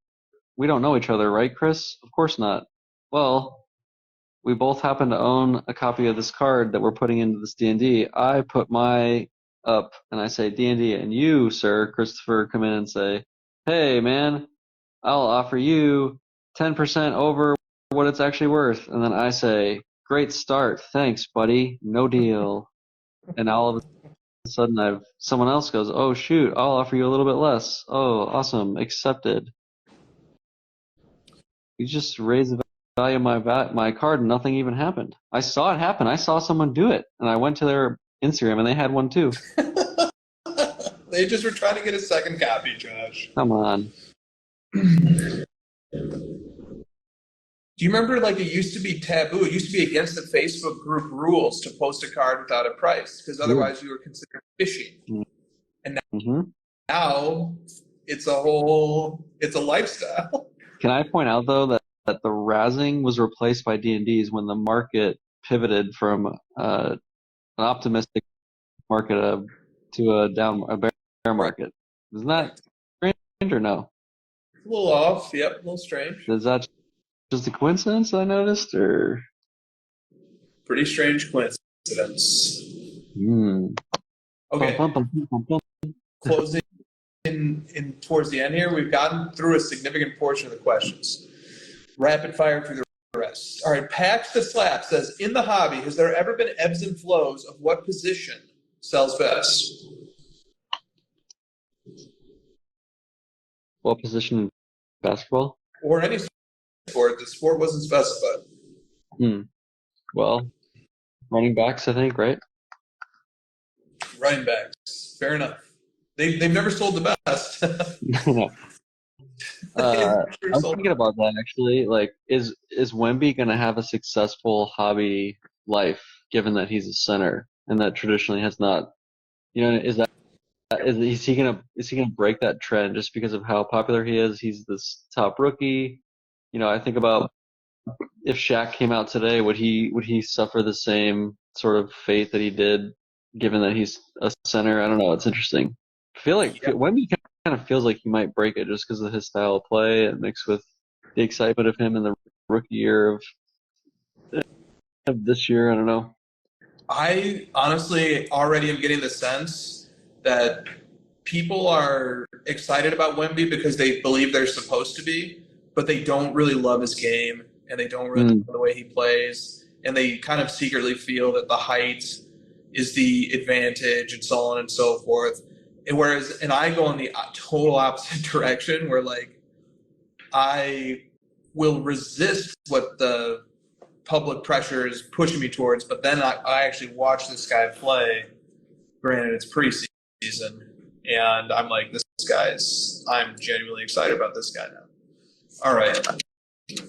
Mike Pinkerton 50 says, do you think that the huge cards, such as the 1952 Topps Mantle, will those cards keep on going up forever? Oh, I thought he meant like Type 1 photos, huge, like big big cards. Those are gigantic. Yeah, those are. When you sent me the picture one, the PSA label, I can't even see it. It pales in comparison to the card, to the photo. It's just like, is there even a slab in there? Go up forever? Yeah, it's kind of like will house values go up forever? It's kind of that. I think so, right? Like we're just talking about inflation.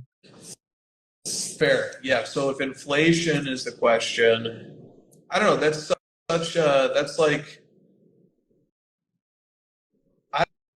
I don't think you can come out and just say anything's going to continue going up forever. And even with houses, like eventually that house is going to become a piece of junk, and it's going to wear down, and it's going to become dated, and all the internal stuff and the appliances and everything is going to become they're going to become old. Just say it. What do you want me to just say? The internal stuff of the home. What exactly are you talking about? The tubes that carry the shit.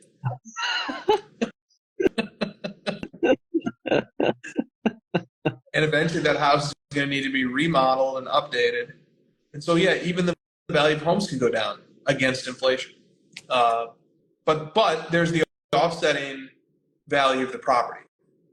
Is this like you're just going to end this with like a marketing thing about like slab guards or something?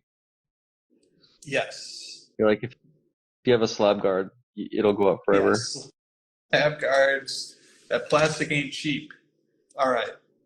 Enjoy Cards IG says, what's the difference between a dealer versus a flipper? Is it just overhead? It's just overhead. I don't know. I don't know the technical differences. A dealer is someone that sets up at a show. Yeah. A flipper is a more generic term. Yep.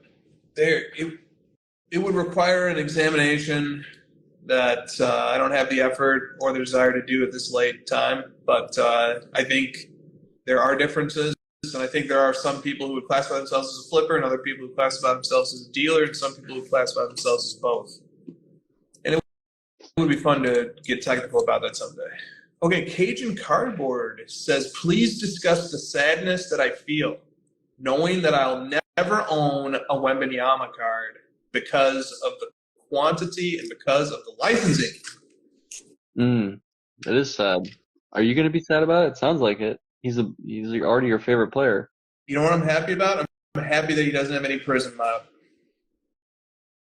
That he doesn't have any Prism out right now? Yep. He will though, right? In 3 years? Yeah. But if he had Prism cards out right now, remember that question? But in 3 months. In 3 months, you might even be more excited. You might be even more trouble. It would be now, just get it out of your system. Yeah. Yep. Dude, did you hear the Rosillo podcast where they were doing like, would you rather this guy or this guy? Yeah, that was great. And they did, it was a really interesting question. It was like, which teams would not trade their entire roster for Wembanyama right now? And it was like, they could only name like 7 teams that wouldn't trade their entire roster. And of course, the Thunder are like the bonus add-on. Yeah, I didn't want to. And they're like that whole ringer. Bill has made it like he's the cult of the Thunder. He's like, I'll fire you if you don't love the Thunder and you work for the Ringer. It was like they were like, yeah, if I were the Sixers, I would trade my entire roster for Wembanyama. Fuck this season. Who cares about the MVP? You don't care about our roster. Maxey, don't care. You're all gone. We want Wembanyama. Yep, that's a little extreme. That sounds insane to me. Yep. I would definitely not trade the Lakers as a Lakers and Suns Rooter of the show, definitely not trade those rosters for him. No way. No. But if I were the Hornets, I would. Even then, if you trade your whole roster for Wemby, you're just going to put a bunch of like the best G League guys with them? Fine, we can tank. I would do it for the Hornets, yeah. Already going to be terrible. Yeah. All right. I'm just going to read this question. All right. We don't have much to say on this. PLB card says, are T206 rarebacks the original parallels? And I said, like, what do you mean by this?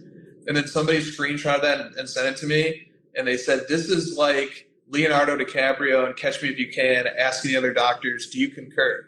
Because he was a fake doctor and he had no idea what was going on. But he was just like trying to look like professional about it. And that is exactly right.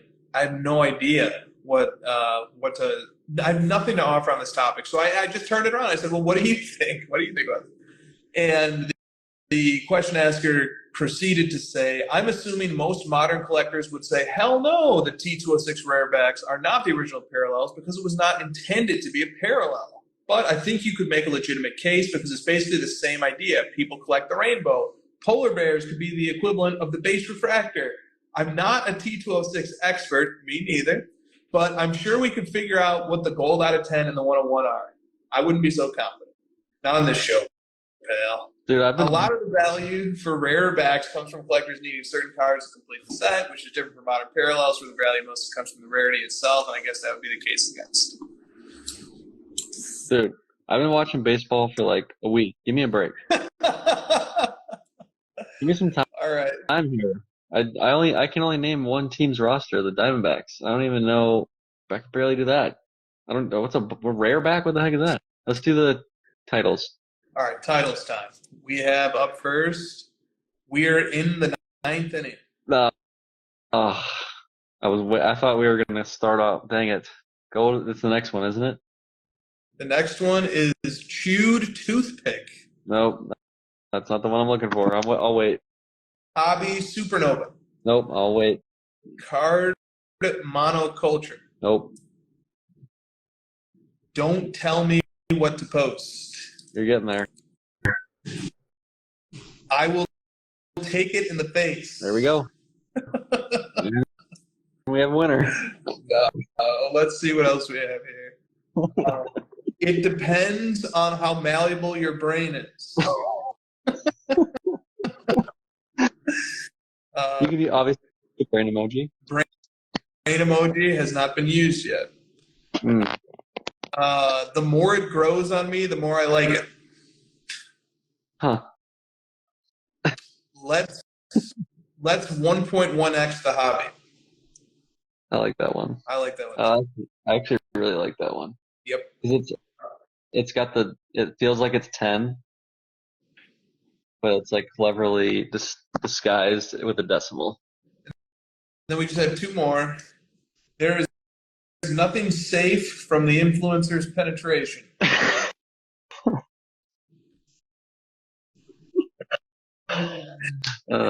And eggplant on the brain. There's nothing that's deep from the penetration of the influencer. Ugh. All right, so we're going to go with let's 1.1x the hobby. Agreed? I like that. I like that too. One last little thing. Two people asked us if we would do an NBA over-unders podcast in the vein of the... I know. Is it as like a reaction to Bill, or we just do it earnestly, like starting from scratch? I presume these people just meant just do our own. It's just so hard. Did you get the feeling that they were just sort of making it up on some of those teams? Like, how can you actually know that much about all 30 teams? Like, at a certain point, they're just like, oh, the Trailblazers suck. I'll say under. I think House came with some research, but generally, yeah, I think you're right. Well, House is coming from the gambling aspect, so he knew like the lines, and he's looking for value, right? Which is the way you're supposed to do over-unders, but they'd get to Bill and he'd be like, oh, the Wizards are terrible. Under. It's like, no, that doesn't necessarily mean, like, each team is equal. It's all about the expectation. Like, you're supposed to treat each over-under as an equal. Indeed. All right. Great show. See you guys next week. We're reaching the top. A lot has changed since Card Ladder began. We started with 500 cards in our database, and now we have over 3 million cards and over 30 million sales. For anyone asking who is the best, we putting our hands up. With Card Ladder's sales history feature, we have virtually every card in our system. If the card you are looking for ever sold on one of these platforms, you can find it using Card Ladder's sales history, and you can add a card to your collection with just one click. My time, none of you people can tell me to stop. Plus, every card, no matter the last time it sold, has an estimated value that we calculated using our state-of-the-art player indexes. Unlike other apps, when you see Card Ladder's verified checkmark, that means a researcher personally vetted each and every sale. We know what it takes to be reaching the top. We know what you want, because Card Ladder was created by collectors for collectors. Know what it takes to be reaching the top. Join the innovators, not the imitators. Card Ladder 2.0, constantly innovating. Try it for free. See why Card Ladder is the industry leader in sports card data. We know what it takes to be reaching the top. Card Ladder 2.0.